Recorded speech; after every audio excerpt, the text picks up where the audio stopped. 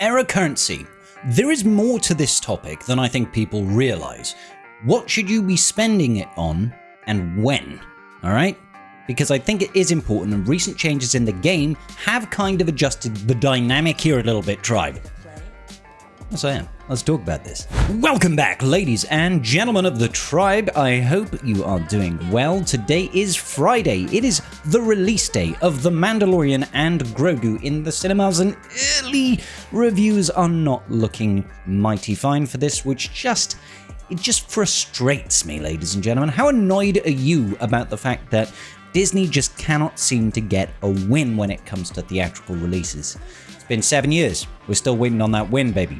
Anyway, I digress. That is a little bit of frustration of mine, but I'll leave it lie for now. Hopefully, the film is actually good and people are just belly aching over nothing. Alright, so subject of today's video, ladies and gentlemen, error currency. I'm over here on the free-to-play out, and we are currently rocking 15k currency at the moment. Now, there aren't a whole many ways that you can spend this currency, but I think the way that you spend it, particularly if you are a free-to-play player in the early or mid-game, or even trying to push into late game, it really matters how you allocate this currency.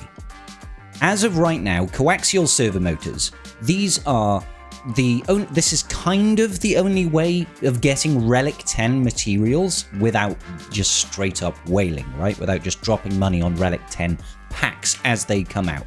And truth be told, like, I want to say this louder for everybody at the back of the classroom here. Coaxial servomotors, Relic 10, it almost doesn't matter. Almost doesn't matter. Now, I don't mean to say that from the perspective of Relic 10 has got zero impact on the game. Obviously, Relic 10 units are better than Relic 9 units. They are. That's just true. More stats, more Relic Delta opportunities, it's always a good thing. But realistically, the requirements for Relic Delta are very, very high. Not just because you need a whole lot of mats to go from R9 to R10, but getting to R9 in the first place is still a very expensive endeavor for most people in the game. When you are at the very top end, the tippity top of the spear, as CG Carey so wonderfully put many, many years ago, if you're right at the top, then getting for Relic 10 is going to be of value to you, okay? But if you are not at that very late game period, Relic 10 should not be a massive priority. You shouldn't be breaking your back, busting your balls, trying to get more Relic 10 to give yourself a hairline fracture, essentially, when it comes to some very marginal benefits. Until Relic 10 becomes a requirement for things like Galactic Legends, which they might well be. I would not be surprised at all if the Galactic Legend Grogu and Mando, Mando and Grogu, who we are all theorizing is the next Galactic Legend. I wouldn't be surprised if he has a minimum of one Relic 10 requirement, and it's probably going to be some version of the Mandalorian or Grogu. You know, maybe OG Mando, maybe BAM, maybe IG-12 and Grogu, maybe IG-11. Let me just hold on 1 second, ladies and gentlemen. Thank you for watching the video, but hey, take a moment.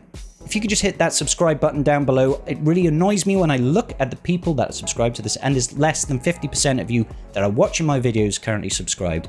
I try my best to put out recurring content for you, be it, you know, talking heads or be it guides. I'm trying my best to help you guys out, and it really does make a massive difference if you subscribe and turn on that notification bell. Do me a favor. Thank you. Don't know, I wouldn't be surprised if at least one of those are an R10 requirement, but equally I would not be surprised if they were only Relic 9 requirements. The last set of Galactic Legends that we had in both PK Hondo and GL Ahsoka Tano, they were rocking, I think, 3 Relic 9s, okay? We've had Relic 10 released since then. Wouldn't be surprised if we get one Relic 10, because they have to give us a reason. This is CG's own words.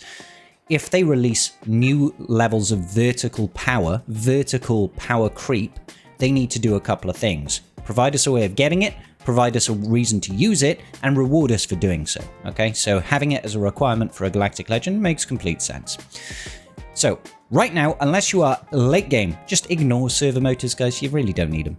If you are pushing and you are doing all of your new marquees every single era to Relic 9 and Relic 10 to make use of the era battles that come out, we've seen it with the recent set for the Rebel Fighters and the ISB.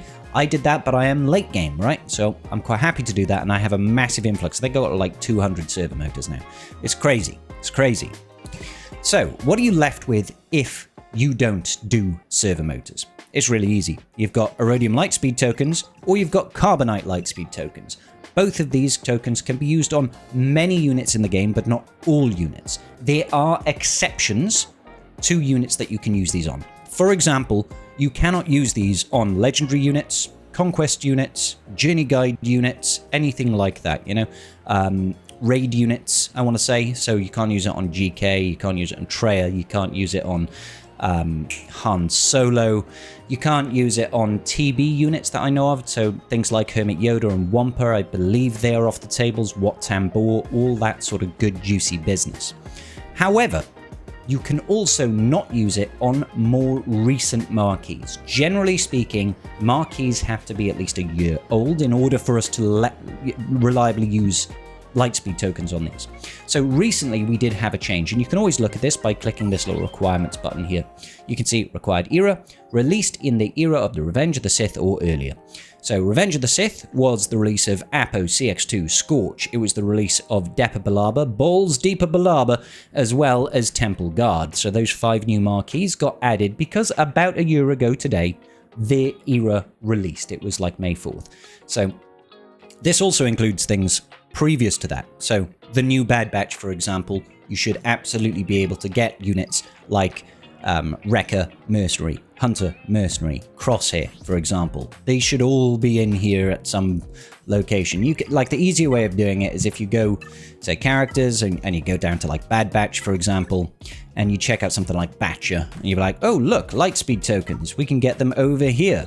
So yeah, there we go, episode shipments. You can purchase this and you can get yourself the correct Lightspeed token to get yourself Batcher. And the good thing about these is these give you 6 stars and Relic 5. Now, before the recent adjustment to this store, which had these aurodium Lightspeed tokens at 5,000 error currency, there was a debate about whether you use carbonite Lightspeed tokens or aurodiums. I liked carbonite Lightspeed tokens because they were a fifth of the price of the aurodium ones, much cheaper, and all you're really missing out on is 5 relic levels and a little bit of gear for gear 12. This one still saved you like 300 Chirotech per character. However, in the new day and age, at 3,500, my opinion's completely changed. Completely changed. In my opinion, if you are using your error currency for anything and you are not a late game player, you should be saving them for these aurodium Lightspeed tokens to try and get those R5 units. It is a shame that they only go up to 6 star, because that does mean you need to farm those last 100 shards, not stars, of that individual character independently. And that can take some time depending on what type of unit it is. If it's a hard node farm, that's pain. You know, either normal, you know, dark side, light side, or fleet. These ones take ages, even when they are accelerated characters, so you get double the drop rates. I'm working through something like that right now on my Scribbles account because I'm trying to get myself gas. I like gas. Gas is a fun unit. You can see down here, I've already got the clones at R5. How did I do that? Lightspeed tokens. So I'm trying to prep for gas, essentially. And I just need another 50-odd shards of the B1 Battle Droid. But unfortunately, that's the wrong place to go. Unfortunately, he is a fleet hard node farm. There's no difference in drop rates between fleet and light side, dark side. They're all the same drop rates, guys. Don't, you know. Now, ships are different because ships can never be accelerated, and that makes it very long. But this is a little bit like, takes a while, even if you're just looking to get to that 7-star period, okay? But still very much worthwhile investing in those aurodium Lightspeed tokens as probably the best investment that you can make. Now, the only other thing that you can spend this on right now, and I don't see enough people talking about this at the moment, is absolutely nothing. Don't spend it. You've got a cap of 150,000. And I want to use my free-to-play account right now as an example of why I would not spend it, okay? Because right now, in my account, this account is not designed to be a competitive account. It's about, what, a year and 4 months old, 5 months old at this point.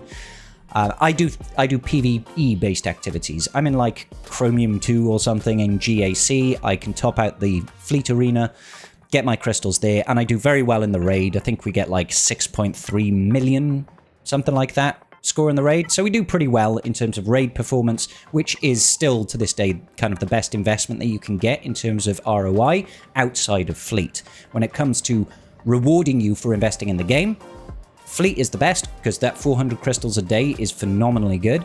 After that, there's no question, it's Raid. Raid gives you so many benefits in terms of being able to develop your roster further with that Mark 1, 2, and 3 currency. Now, there's a separate topic right now around should you be investing in this raid still. Probably not at this point, because I imagine in the next 6 months we will have a new raid. So there's no real point at this instance to push for the raid if the characters that you're looking to invest in solely benefit your account for their raid performance, okay? You can never really go wrong with having like R9 Darkside clones, because that's just a phenomenal team with Lord Vader, generally speaking. It has an ancillary benefit that you will also be able to benefit well in the raid. Similarly, something like an R9 Hondo, when you've got PK Hondo, kind of makes sense, right? Because you want your Galactic Legend Hondo to be at Relic 9 minimum, and you want OG Hondo at Relic 9 in order to unlock PK Hondo. So that's where there's like a bleed over of value, essentially. And when I was very much in the throes of how do we get the maximum level of efficiency, I was always trying to target those areas of investments in the game that you can get that bleed over of value. So you invest it in like, oh, it's a good GAC team, but it also does well in the raid, and it does well in TB, and there's an assault battle that I can benefit from. So it's like you're getting multiple income streams essentially from one level of investment. Best way to play the game, in my opinion. Boom, boom, boom. Okay, so when I look at this, and we checked out the recent update that allowed us to use those error currency Lightspeed tokens essentially on units from the era of the Revenge of the Sith, it got me thinking. I already have Mace on this account. This account focused heavily, not necessarily, I didn't deliberately go for Mace. I just knew I was going to go for the Darkside clones because I wanted to have Tarkin Scorch in order to get that Relic 9 tier done in the raid. Months ago I've done this, months and months ago now, because I wanted to get a big score in the raid to really boost the account. And then I thought, okay, well I might as well take the rest of the requirements up to Relic 7 and unlock Mace, because then I've got another meta team that I can use. At this point, Mace is a good PvP team. Late game, a little bit debatable, right? But having Darkside clones with Tarkin, still very good in GAC, surprisingly speaking. I thought, yeah, you know what, why not? Let's do it. So I don't need to use those tokens to unlock Mace because I've already got it. But in about 3 months' time, what does that mean for the game? Well, immediately after the era of the Revenge of the Sith, we had the era of piracy. And the pirates are not something that I've invested in. As you can see, they're very low level. I think I did some of this for... It might have been for some conquest feats or something like that, just to get some low-hanging fruit. And I've not invested in them from there. Now, OG Hondo I invested for the raid because I was like, yeah, same for Nest as well, actually. I was just like, yeah, let's get these guys up so that we can at least get 300k points for them in the raid. Bump up that score, right? But in about 3 months' time, these guys are going to all be available for Lightspeed tokens. So you'll be able to get them to Relic 5, 6-star, straight away. And if you think about it, you need to get 5 of them. So 5 times 3,500 is what? 17,750? Is that even remotely right? Or did I just like completely brain flag all over the floor? 3,500 times 5. 17,500. Did I say 17,750? I knew it was something like that. 17,500 error currency is what I need in order to immediately go Lightspeed token, Lightspeed token, Lightspeed token, Lightspeed token, Lightspeed token, Lightspeed token. Get all of the pirates. Wonderful. Happy days. Why do I want to get all the pirates? Because they're all needed for PK Hondo. PK Hondo is, at this point in time, the most valuable Galactic Legend in the game. He has, bar none, the best mod economy event that you can get anywhere. Jabba's is really good. Jabba the Hutt has got an amazing mod event called Smuggler's Run 2. Pirate King Hondo has one that is over twice as good if you've got him at Relic 9. It's just kind of a no-brainer. It's like, wow, he's so good. And he's good in PvP, better than Jabba in PvP. He's one of the better GLs in PvP, in my opinion, irrespective of Datacrons, right? Not as good as Leia. No one's as good as Leia, because Leia is Leia, right? So when I look at this and I think about the requirements, we've got Captain Athano at Relic 3. Well, I can Lightspeed token to Relic 5, Hondo Anaka at Relic 9. That's okay. I've got him at gear 12 already. Veteran Smuggler Chewbacca at relic 7. I can Lightspeed token that guy. Ezra Bridger at relic 6. Already got him at like relic 1 thanks to the Lightspeed tokens from the journey quests. Quigold, Lightspeed token. Kix, Lightspeed token. General Skywalker. Didn't I just say I'm working on General Skywalker? There's a reason. There's a rhyme to everything. We're all working towards it, right?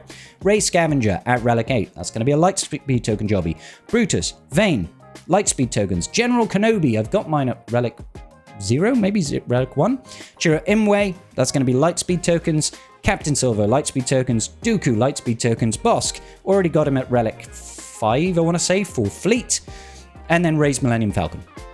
So a lot of the, like, basically when this Lightspeed token setup updates to include Error of Piracy, you can basically Lightspeed token all of this apart from General Skywalker, essentially, right? General Skywalker and General Kenobi as well, because you need to manually do both of those. But I quite like the idea of having PK Hondo as my first Galactic Legend, and I can just save up my error currency. I've got 15k at the minute and I need 17.5. 2,500 over 3 months should be easy enough to get. I'm getting about 600 a day currently on this account, so I will get there. And once I hit that 17.5, I can start using those Lightspeed tokens on some of these units that I care less about. Do you know what I mean? I can start using them on some of the low-hanging fruit, like Ray Scavenger. I could manually do it, but it's not about, for me, it's not about the gear per se. I care less about the gear and the Kyrotech at this point, more about the relic materials, because going up to relic 7, 8, 9 is still a really big investment. That takes a lot of time and energy. So if I can skip to relic 5 on all of these, it saves you so many relic materials as well as the gear included. And that, ladies and gentlemen, is how I'm going to do it. And I think it's something that you all should be thinking about at home as well. All right, ladies and gentlemen, that is going to wrap it up for this video. If you haven't liked already, make sure you do smash that like button. Subscribe if you haven't already, and I will see you all in the very next video.